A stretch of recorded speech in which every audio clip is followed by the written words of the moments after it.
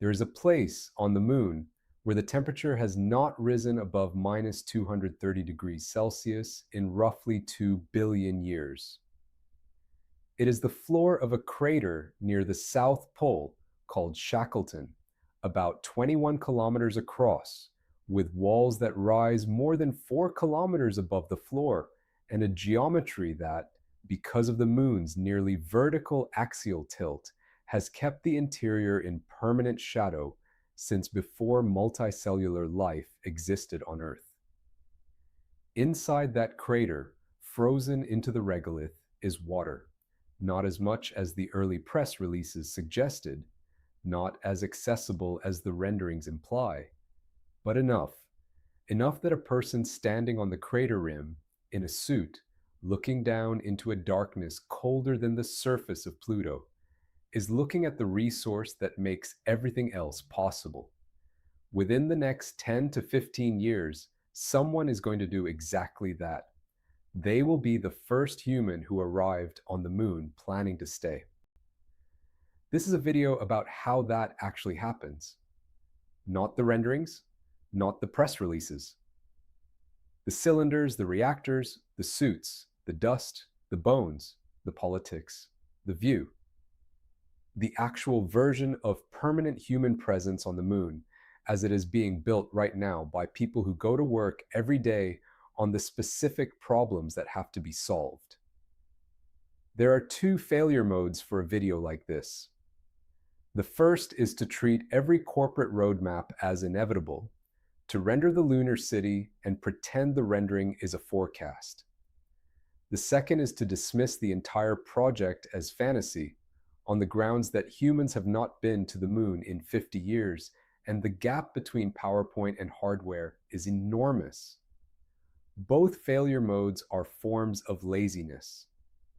The actual situation is more interesting than either, and it is the situation this video is about. We are going to walk through it in 8 parts. Where the base will be and why there.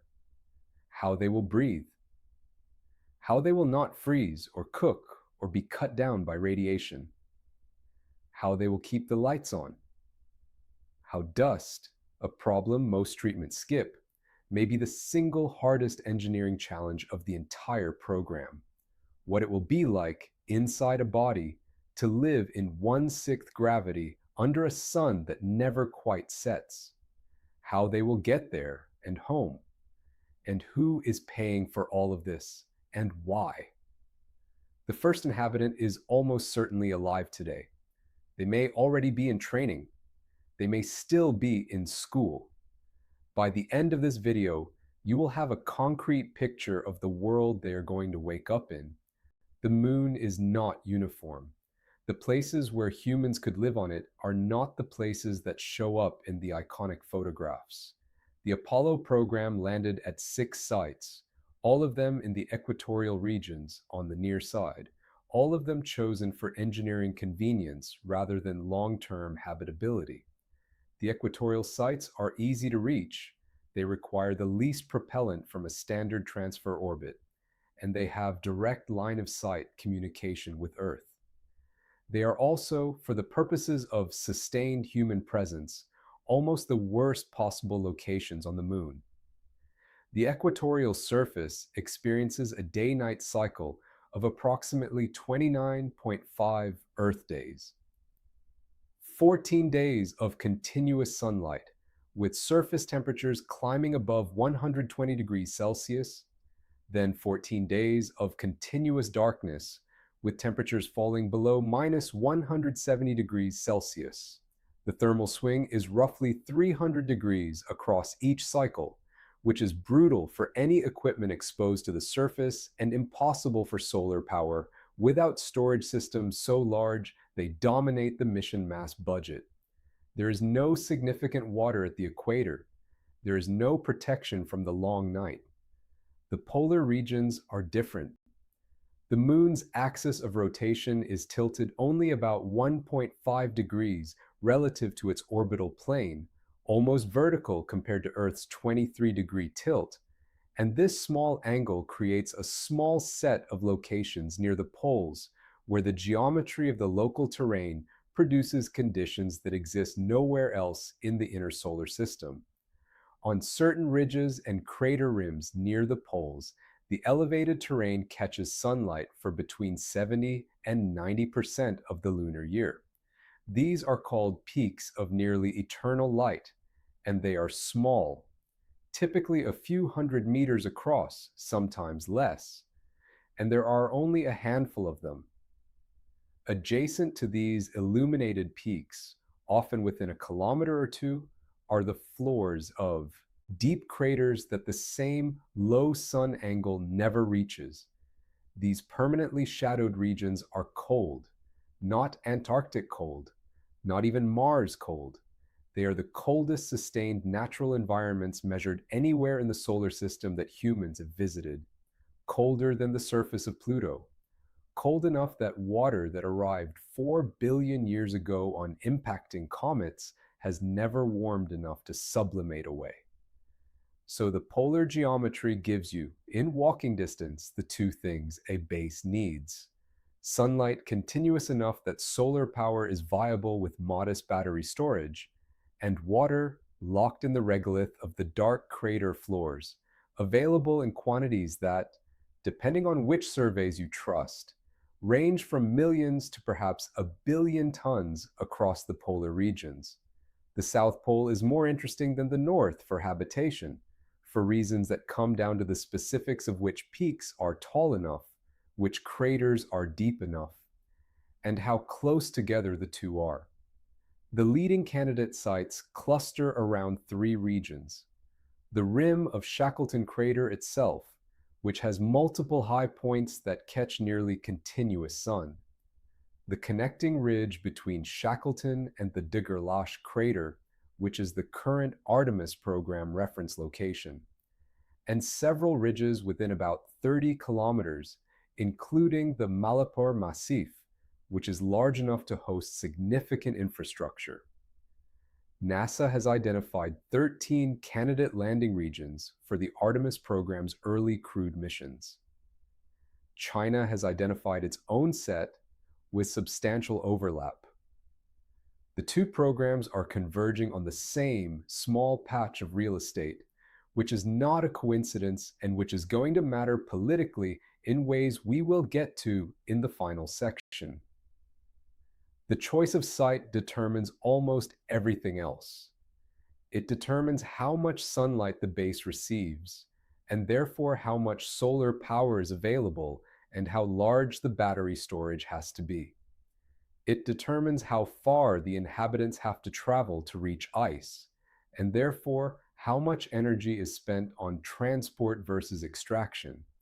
It determines what kind of communications infrastructure is needed, because direct line of sight to Earth is intermittent from the poles and requires relay satellites.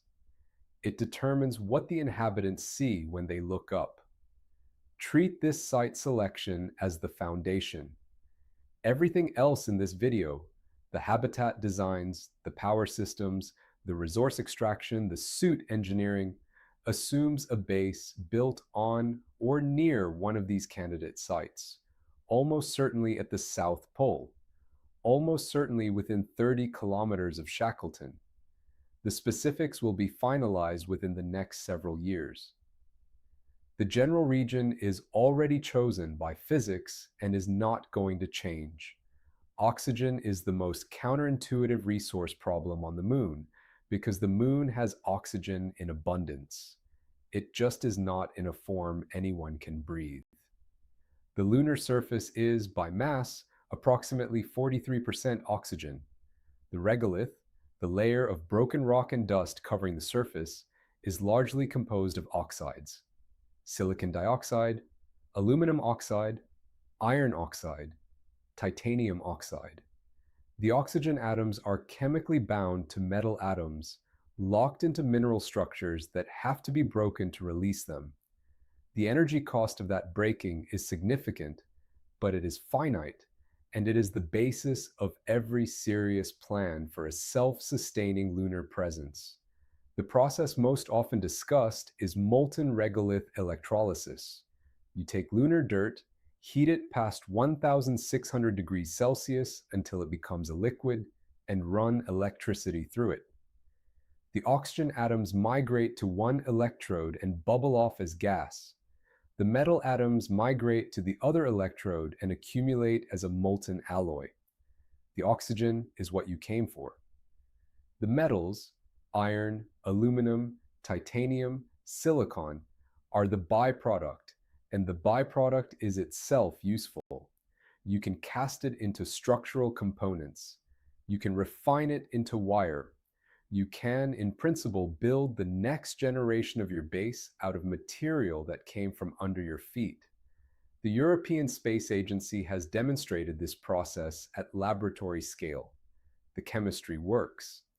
The engineering, making it work at production scale, in vacuum, with limited power, with equipment that has to operate for years without significant maintenance, is a serious problem, but it is a tractable one. Pilot-scale demonstration hardware is being designed for delivery to the lunar surface within this decade. There is a second approach, which is to skip the regolith and go straight to water ice. If you mine water from the permanently shadowed craters, you can electrolyze it directly, splitting H2O into hydrogen and oxygen at much lower energy cost than melting rock. The oxygen is for breathing. The hydrogen is, depending on the mission architecture, fuel or chemical feedstock, or used in combination with carbon brought from Earth to manufacture methane for return propellant. Water electrolysis is well understood industrial chemistry. The hard part is the mining. The mining problem is genuinely difficult and is more often glossed than confronted. The water-bearing regolith in the permanently shadowed regions is at temperatures around 40 Kelvin, 40 degrees above absolute zero, in environments without sunlight, in terrain that has never been characterized at the resolution required to drive heavy equipment across. The ice is mixed with regolith at concentrations that the best current orbital measurements suggest range from less than 1% to perhaps 5 or 6% by mass. You are not mining an ice deposit, you are mining frozen dirt that happens to contain ice, and you have to extract the ice from a matrix that is harder to break than concrete and colder than anything human industry has ever processed at scale. The leading concepts use some combination of mechanical excavation and thermal extraction, drilling or scraping the regolith, heating it just enough to sublimate the water out, capturing the water vapor in cold traps, and discarding the dry regolith. Demonstrations are planned across the late 2020s and early 2030s. None of them have flown yet. The viability of the entire lunar resource economy depends on this working at production scale, and the viability of production scale depends on engineering that has not been done. The honest assessment is that oxygen from regolith and water from ice are both real, both demonstrated in principle, both far from production ready. The first base will rely heavily on oxygen and water shipped from Earth, with local production growing across the first decade of operation. The transition from imported life support to local life support is the single most important milestone in the program. The moment the base stops being an expedition and starts being a settlement. The current best estimates place that transition somewhere in the late 2030s, with significant uncertainty in both directions. In the meantime, the early crews will breathe oxygen that came from Earth, recycled through closed-loop systems descended from the ones that keep the International Space Station crew alive today. The technology is mature. The cost is the launch mass, and the launch mass is the problem the entire commercial launch industry is currently solving. The lunar surface is a hostile environment in 3 specific ways, each of which requires its own engineered response, and each of which constrains the architecture of the base in ways that are not optional. The first is thermal. Even at the polar sites, where the day-night cycle is moderated by the geometry, surfaces in sunlight reach temperatures above 100 degrees Celsius, and surfaces in shadow fall toward minus 170 degrees Celsius. A habitat exposed to the surface experiences both at once its sunlit side baking, its shadowed side freezing, with the temperature differential acting as a constant thermal stress on every joint, seal, and structural member. The thermal management problem is not the average temperature. It is the differential sustained for years across structures that have to remain pressure tight. The second is radiation. The moon has no significant atmosphere and no global magnetic field, which means the surface receives the full flux of galactic cosmic rays, solar wind, and, periodically, the high-energy particle events produced by solar flares and coronal mass ejections. The chronic background dose on the lunar surface is roughly 0.4 millisieverts per day, or approximately 150 millisieverts per year, which is 50 to 100 times higher than the background radiation exposure on Earth. This is high enough that lifetime career exposure limits become a hard constraint on how long any individual can stay. It is also low enough by itself that the first inhabitants can manage it with rotation schedules. The bigger problem is the acute risk. Single major solar particle event. If the crew were caught on the surface or in an unshielded habitat, could deliver a dose in hours that exceeds the recommended annual limit by an order of magnitude. The third is micrometeoroid impact. The lunar surface receives a continuous flux of small, high-velocity particles that on Earth burn up in the atmosphere. On the moon, they hit the surface and anything on it at speeds of tens of kilometers per second. Most are too small to cause meaningful damage. A small minority are large enough to puncture a pressure hull. Over a multi-year exposure, the cumulative risk to an unprotected habitat is significant. The engineered response to all three problems is, in essence, the same. Bury the habitat under regolith. A layer of lunar regolith 2 to 3 meters deep is sufficient to reduce the chronic radiation dose to roughly Earth surface levels, to absorb essentially all micrometeoroid impacts below the catastrophic threshold, and to buffer the thermal swing to the point where the underlying habitat sees a nearly constant temperature regardless of what the surface above is doing. Regolith is abundant. It is free. It is already in place. The engineering problem is moving it and piling it on top of the habitat in the right configuration.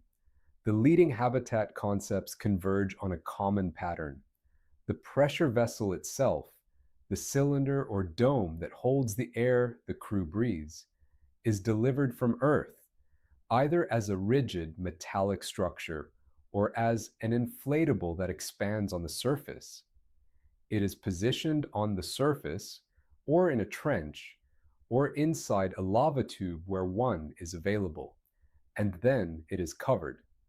Robotic equipment piles regolith over the top, building up a layer thick enough to provide the radiation, thermal, and impact protection that the pressure vessel alone cannot. The first habitats will be small. The Artemis program's reference design for the early surface habitat is roughly the size of a small recreational vehicle interior. It is enough to support a crew of 4 for surface stays measured in weeks. The second generation habitats, the ones that support the transition to permanent presence, are larger, in the range of bus size to small aircraft size, capable of supporting crews of 4 to 8 for stays of months to years.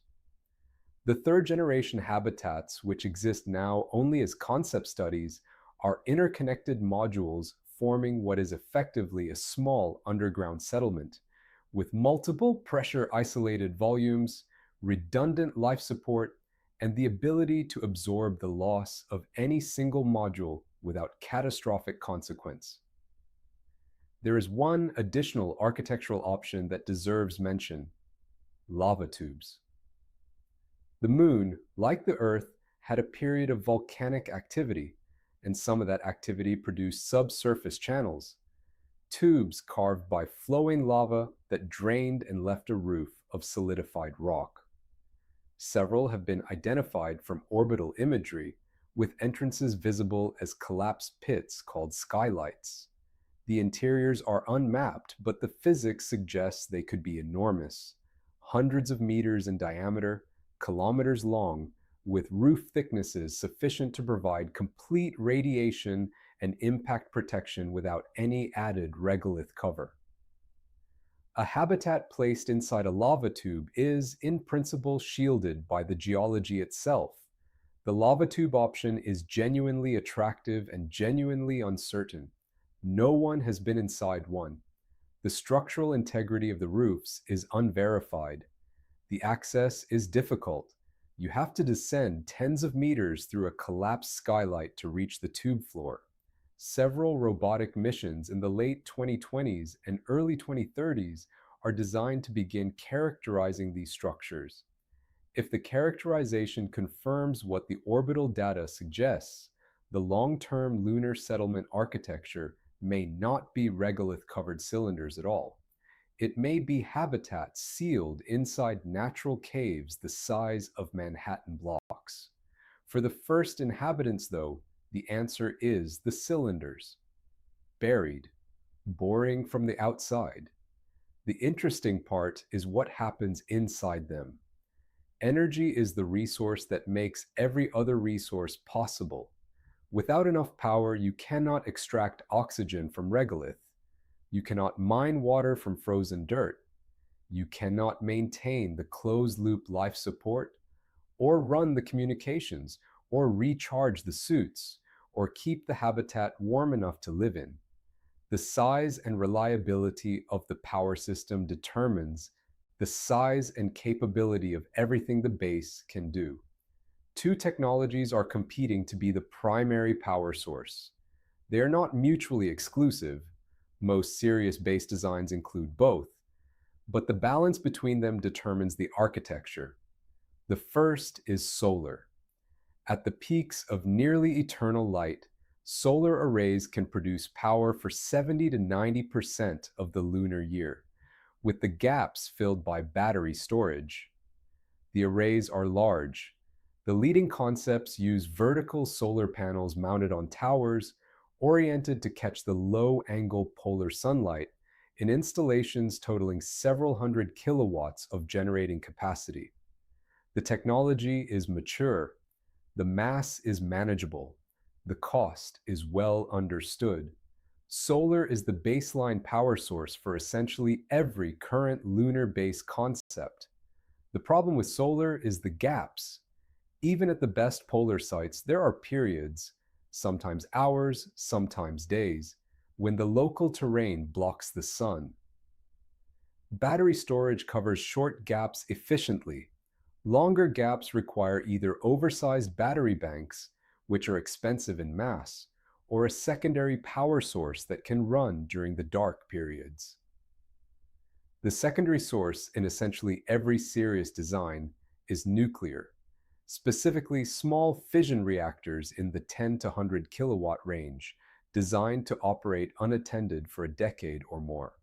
NASA's Fission Surface Power program, run in partnership with the Department of Energy, has been developing a 40 kilowatt reactor design intended for delivery to the lunar surface in the early 2030s.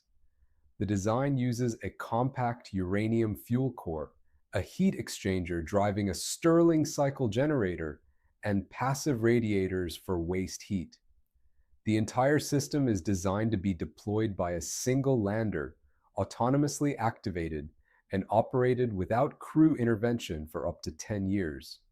China's lunar program has its own reactor development effort on a similar timeline with similar specifications. The reactors are not exotic. The underlying physics is well understood, and the engineering is conservative. These are deliberately not the high performance reactors used in submarines or aircraft carriers. They are designed for reliability and longevity, not power density.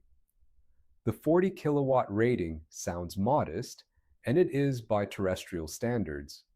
It is approximately the power consumption of a few average American homes. On the moon, with a small early base, it is enough to keep the lights on, run life support, and provide the baseline for early resource extraction.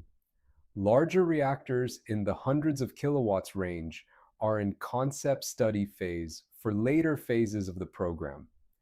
The combination of solar plus nuclear is what makes the base architecture work.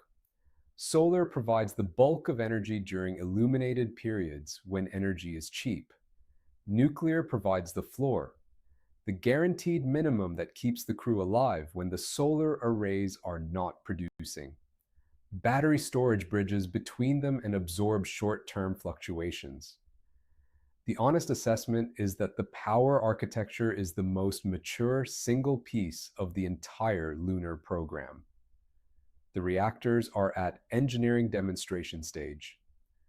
The solar systems are derived from technologies that have flown for decades. The integration is non-trivial, but the integration is the kind of problem that aerospace engineering knows how to solve. If something delays the program, it will not be the power system. Everything up to this point has been engineering. Sites and systems, cylinders and reactors. Now we have to talk about what it will be like to be the person inside the cylinder.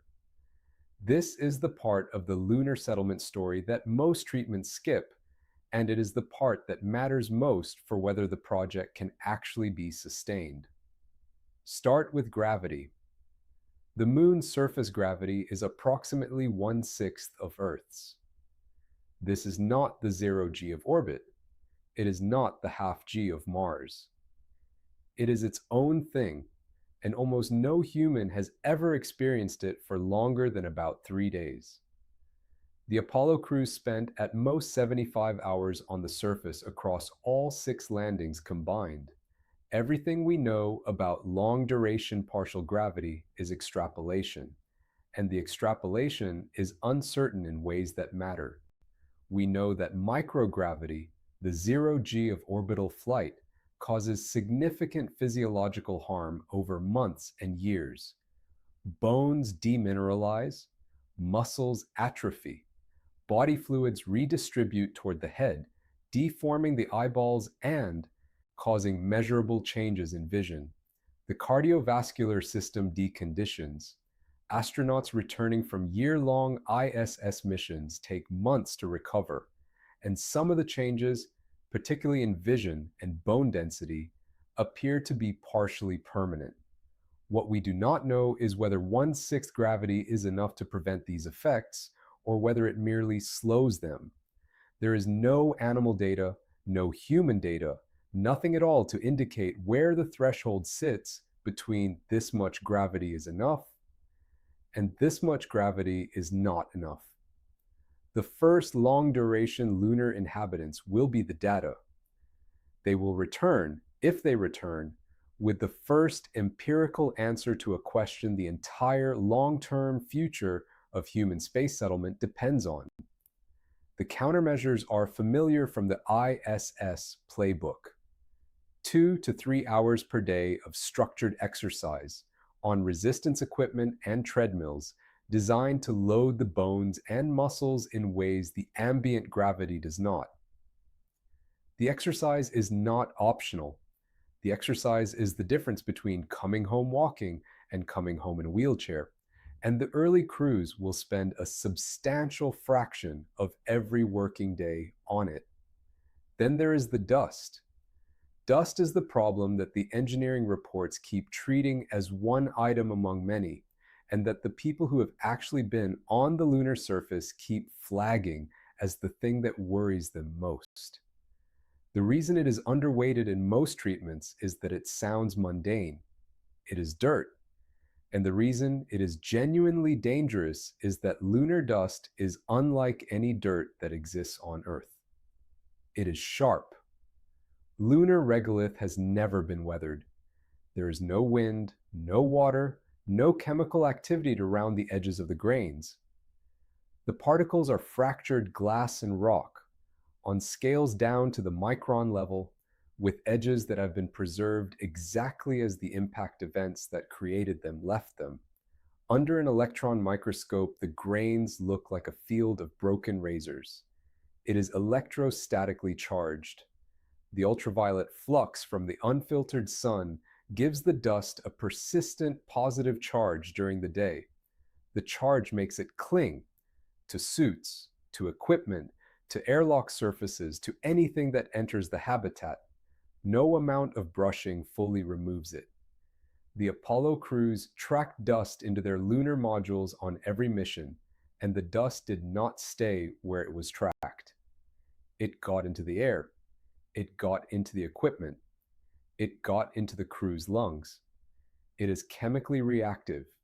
Freshly fractured regolith surfaces exposed to oxygen and water vapor inside a pressurized habitat undergo chemical reactions that are not yet fully characterized but that appear to be biologically active. The early indications from Apollo crew medical reports and from subsequent toxicology work on simulant material suggest that lunar dust inhaled at chronic exposure levels could cause pulmonary effects comparable to silicosis or asbestos exposure. The Apollo crews reported a sharp, gunpowder-like smell every time they re-entered the lunar module. That smell was the dust reacting with the cabin atmosphere. Across 6 missions and 12 crew members, no one was exposed long enough for chronic effects to develop. A long-duration crew, exposed daily for months or years, would be running an experiment no one has run before. The mitigation problem is genuinely hard. The leading concepts involve some combination of suit locks, exterior mounted suits that the crew climbs into from inside the habitat so that the dust-coated suit exterior never enters the pressurized volume, and electrostatic dust mitigation systems that use induced electric fields to repel particles from critical surfaces. Both technologies are in development. Neither has been demonstrated at operational scale. The first long-duration crews will be working with first-generation systems, and the dust problem is the single most likely source of an unexpected serious medical event in the early years of the program. Then there is light. At the South Pole, the sun does not set the way it does at the equator. It moves around the horizon in a slow circle, low and steady, casting shadows that rotate across the landscape over the course of a 29.5-day cycle. There is no day and no night in the sense an Earth-evolved animal experiences them. There is a continuous twilight varying in direction, with the sun riding the horizon like a spotlight that never quite rises and never quite falls. Inside the habitat, the lighting is artificial and is engineered to mimic an Earth circadian cycle. Bright, cool light in the morning, warmer light in the evening, darkness at night. The lighting is calibrated deliberately because human circadian rhythms are not optional, and a crew operating on a desynchronized cycle deteriorates rapidly. The crew's experience of time is governed by the habitat lights, not by the sky. But the sky is still there, and the sky is strange. Outside, the sun does not move the way it moves on Earth. The Earth itself, from the polar sites, sits permanently low on the horizon, visible from some locations, blocked by terrain from others, but never overhead, never moving across the sky in the way the sun moves on Earth. It is a fixed feature of the landscape, a blue marble pinned to the horizon, going through its phases on a 24-hour cycle, neither rising nor setting. The stars are visible during the long periods when the sun is behind terrain. They do not twinkle. They are sharp, fixed points in a black sky, in numbers and clarity no Earth observer has ever seen with the naked eye. Then there is sleep, which is genuinely strange on the moon and which almost no treatment of the topic discusses. The Apollo crews reported persistent sleep difficulties on every mission. Some of this was the noise of the lunar module, the discomfort of the suits and hammocks, the adrenaline of the missions themselves. But some of it was deeper, and the long-duration crews will be running into it from the first week. Human circadian rhythms are entrained by light, by gravity, and by a set of subtler cues. Meal timing, social rhythms, the small physical signals of being on a planet where things fall when you drop them. On the moon, the light cues are entirely artificial. The gravity cues are wrong. Objects fall slowly. The body's vestibular system, which evolved expecting a 1G downward pull, is constantly receiving signals it does not quite know how to interpret. The Apollo crews reported that the experience of moving in 1/6 gravity never quite became automatic across their few days on the surface. The crews who stay for months will adapt further. The crews who stay for years may adapt in ways we cannot predict. The sleep itself is, by the accounts available, lighter than Earth's sleep. The body floats more in low gravity. Pressure points are reduced, which sounds comfortable, but which removes the small physical anchoring that helps the nervous system know where the body is. ISS crews describe a similar effect at 0G, sleep that is technically restful but subjectively unmoored. The lunar crews will be running a version of this for the first time, in a confined habitat, on an artificial day-night cycle, with the awareness that they are very far from anywhere familiar. And then there is the social situation. The first long-duration cruise will be small, 4 to 8 people, in a habitat with limited private space, with no possibility of leaving, with communications to Earth that suffer from a 1.5-second light speed delay each way. The delay is not enough to prevent conversation, but it is enough to make conversation slightly stilted, slightly off rhythm. A real-time argument with someone on Earth is not possible. A real-time joke barely works. The social world the crew can interact with synchronously is the 4 to 8 people in the cylinder with them, and only those people for the duration of the stay. The selection processes for these crews are going to be the strictest psychological screening any human activity has ever applied. The people who are chosen will be the people who can handle the situation. The situation is going to be hard regardless of who they are. What it will be like then is this. You will wake to artificial light in a buried cylinder. You will exercise for 2 or 3 hours because the alternative is bone loss. You will eat food that was either grown in the small hydroponic system the habitat supports or shipped from Earth at enormous cost. You will work on the resource extraction systems, on the habitat maintenance, on the science, on whatever the mission of the moment is. You will go outside sometimes in a suit that is heavier and stiffer than anything that has flown before. And you will look up at an Earth that does not move and a sun that does not set. And you will come back inside and clean the dust off everything and try not to track it into your sleeping compartment. You will be, in every meaningful sense, the first generation of a kind of human that did not exist before. Whether that is exhilarating or unbearable in any given moment will depend on who you are. Both will probably be true at different times for the same person. This is the lived experience of permanent presence on the moon. The engineering exists to make it possible. Whether it is sustainable across years and decades is the question the first inhabitants will answer. The transportation architecture for permanent lunar presence has three layers, and the layer that gets the most attention is not the layer that matters most. The launch vehicles get the attention. SpaceX's Starship and NASA's Space Launch System are the two large vehicles currently flying or near flying that can deliver significant mass toward the moon. China's Long March 10 is on a similar timeline. The launch vehicles are necessary, they are expensive, and their development progress is the most visible part of the program. They are also, in the long run, the easiest part of the problem.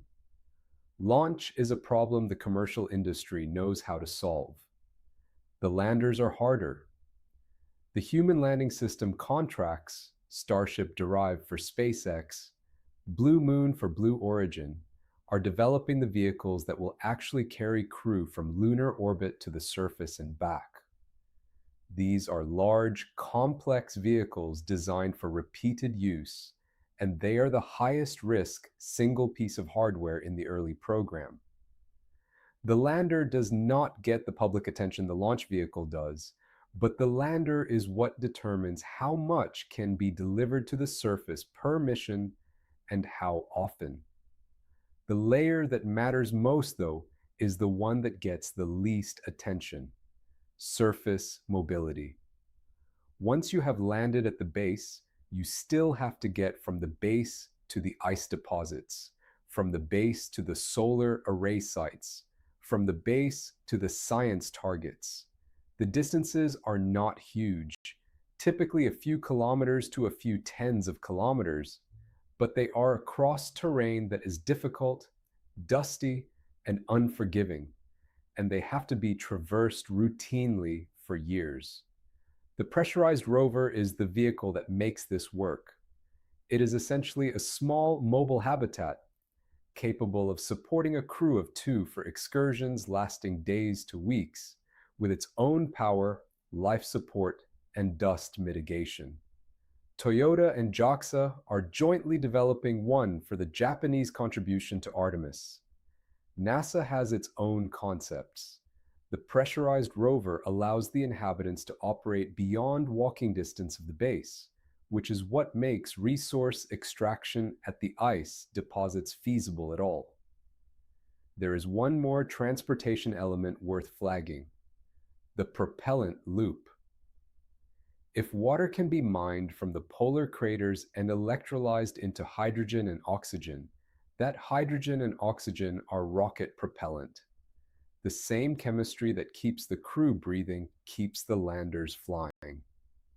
A lunar base that can produce its own propellant changes the economics of everything downstream. The lander no longer has to carry return propellant from Earth. The cost per delivered kilogram drops by a large factor. The base stops being a destination that consumes mass from Earth and starts being a node that produces mass for the rest of the inner solar system. This is the surface mobility argument and the propellant loop argument, and they are the two things about the transportation architecture that matter most. The launch vehicles will solve themselves. The landers will be developed. The surface infrastructure, the rovers, the propellant production, the logistics of moving stuff and people around the base, is where the actual sustained presence is built. Every preceding section has assumed that the program continues to be funded. This is the section where that assumption is examined. The current funding for lunar settlement comes from 3 sources.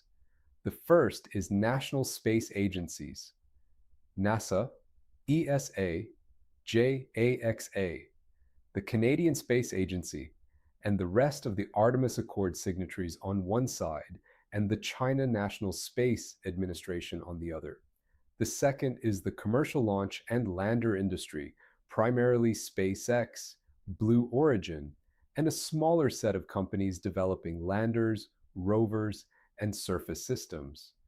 The third, growing slowly, is a set of resource extraction and in-space manufacturing startups, betting that lunar water, lunar metals, and lunar propellant will eventually have a market.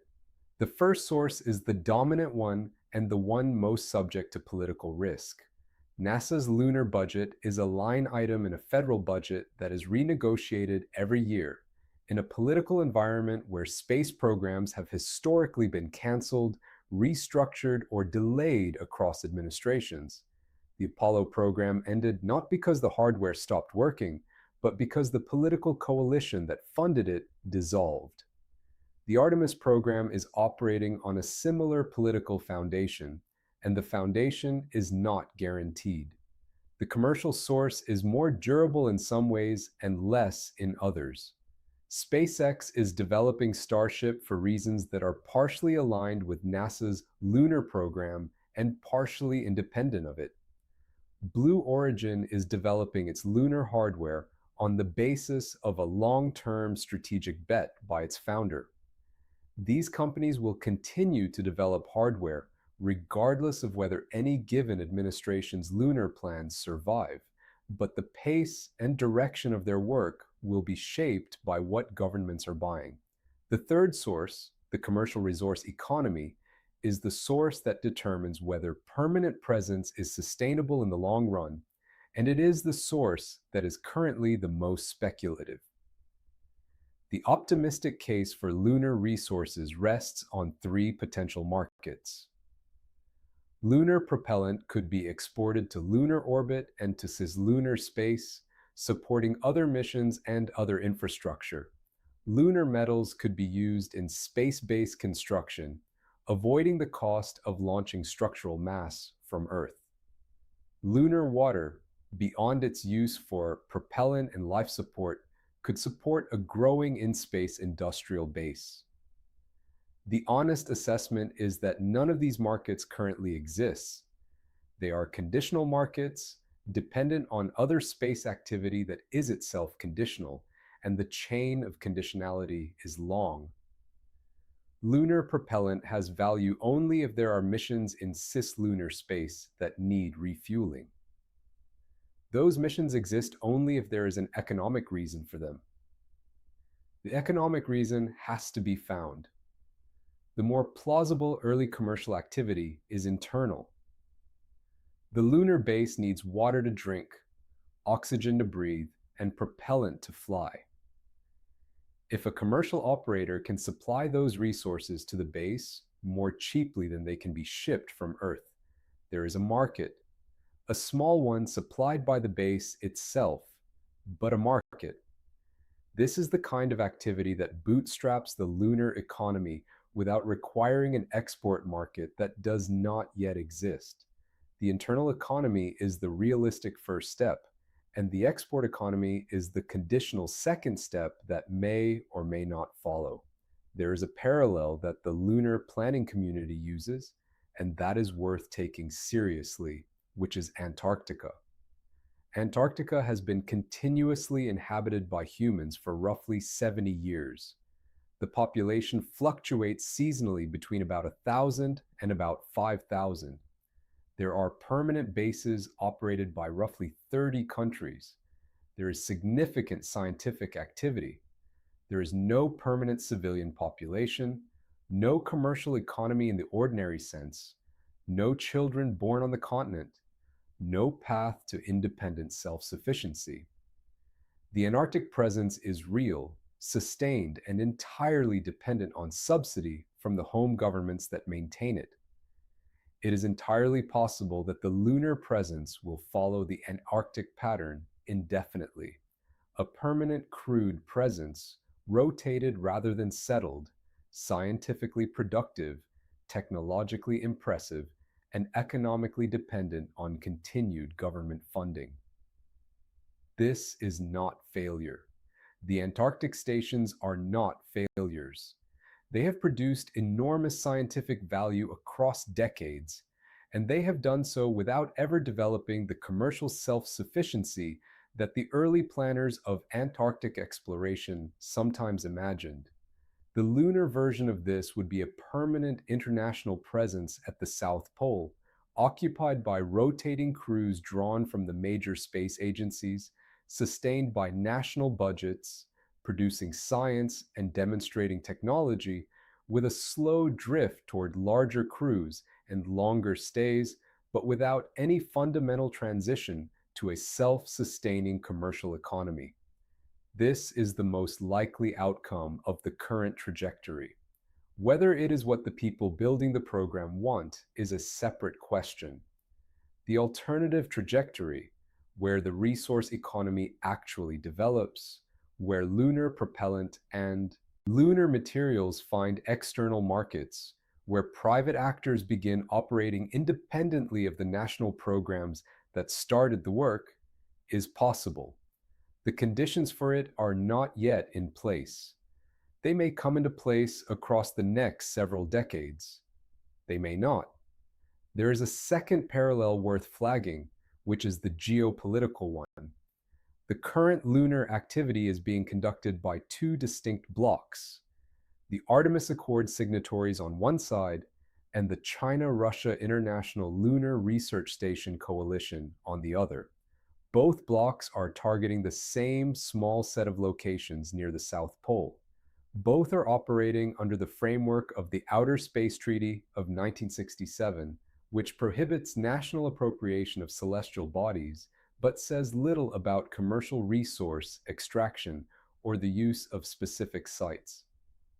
The legal and political framework for two competing programs operating in close proximity at the South Pole has not been written, and the failure to write it before the hardware arrives is a problem that everyone involved is aware of and no one has solved. The most likely outcome is some form of de facto coexistence: separate bases, separate operations, occasional cooperation on safety matters, no formal agreement on resource rights or territorial use. This is workable. It is also fragile.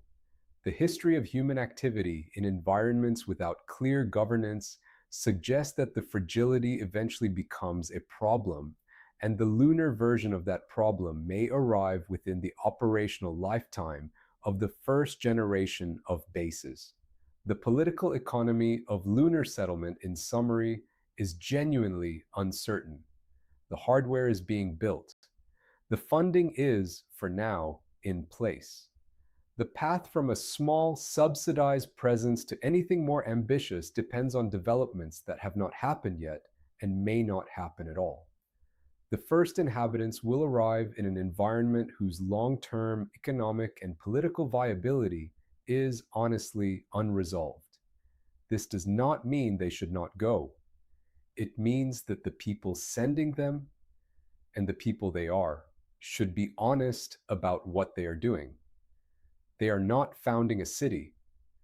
They are establishing the first foothold of something that may become a city, or may remain a foothold, or may be abandoned and reestablished in a different form decades later.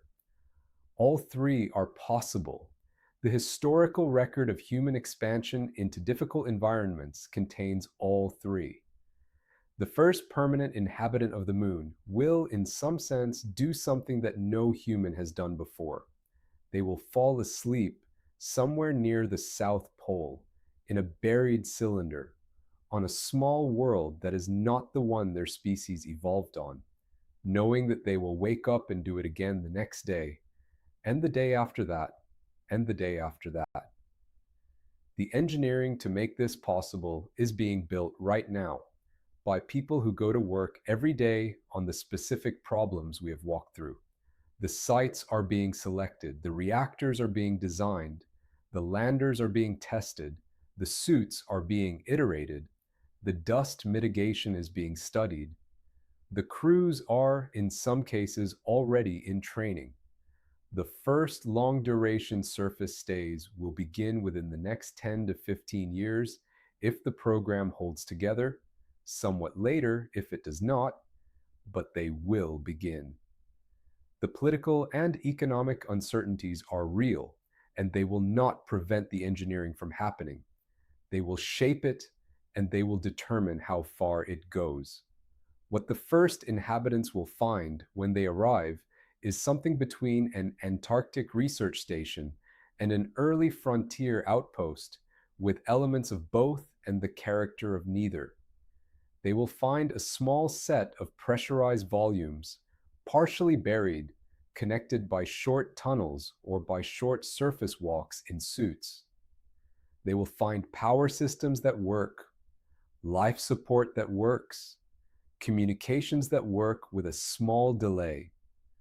They will find dust on everything, no matter how carefully they try to keep it out. They will find that the gravity is wrong in ways their bodies notice and gradually adapt to. They will find that the sky is strange and that the earth, pinned to the horizon, going slowly through its phases, becomes something they look at every day and never quite stop noticing. They will find that the work is hard and that the days are long. They will find that the small crew becomes their entire social world for the duration of the stay, and that this is sometimes a comfort and sometimes a constraint. They will find that the experience of being there is unlike anything that has been described to them in advance, because no one who described it had been there long enough to know. They will eventually come home. They will walk off the return vehicle into a 1G gravitational field that feels crushing for the first weeks. They will spend months in physical rehabilitation. They will be studied in detail by physicians and physiologists and psychologists because the data they bring back is the data the entire future of human space activity depends on. They will, some of them, go back. They will, some of them, never go back. They will all, for the rest of their lives, be the people who lived on the moon in a way that the Apollo crews who visited were not. The first of them is alive now. They may be in training. They may still be in school.